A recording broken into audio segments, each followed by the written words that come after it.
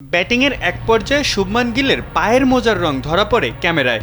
ব্যাস, এতেই এখন আলোচনা সমালোচনার মুখে ভারতের নতুন টেস্ট অধিনায়ক। অথচ দিনটা ব্যাট হাতে দুর্দান্ত কাটানো শুভমান গিলের ভাষার কথা ছিল প্রশংসার বন্যায়। নিজেকে যে এক রেকর্ডে নিয়ে বসিয়েছেন কোহলি, সুনীল গাভাস্কারদের কাতারে। টেস্ট অধিনায়ক হিসেবে প্রথম ম্যাচেই সেঞ্চুরি করে নিজের যোগ্যতার প্রমাণ দিলেন তিনি। এটি তার ১৬তম আন্তর্জাতিক শতক। রোহিত কোহলি যুগের পর নেতৃত্ব পেয়েছেন।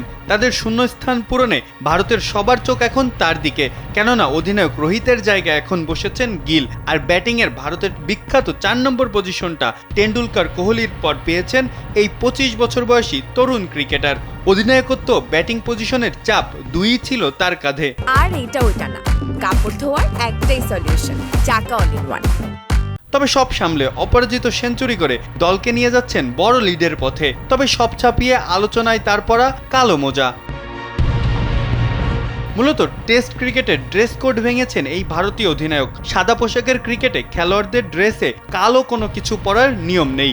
আইসিসি ড্রেস কোডের ১৯.৪৫ নম্বর ধারা অনুসারে সাদা পোশাকের খেলায় একজন খেলোয়াড় কখনোই কালো বা অন্য রঙের কিছু পরতে পারবেন না। তবে চাইলে ক্রিম বা হালকা ধূসর রঙের মোজা পরা যেতে পারে। কিন্তু শুভমানের মোজার রং যেহেতু কালো, তাই শুরু হয়েছে এত বিতর্ক। এজন্য রীতিমতো আইসিসি থেকে সাজাও পেতে পারেন তিনি, কেননা ব্যাপারটা নজরে এসেছে ম্যাচ রেফারিদেরও। এখন তিনি শাস্তি পাবেন কিনা তা নির্ভর করছে ম্যাচ রেফারি রিচার্ডসনের রিপোর্টের উপরে। তবে সে যাই হোক, শুভমান গিল সব বিতর্ক ছাপিয়ে এগিয়ে যাচ্ছেন। পারবেন কি তিনি ভারতের পরবর্তী মহাতারকা হতে? মাহফুজ আহমেদ, কালবেলা।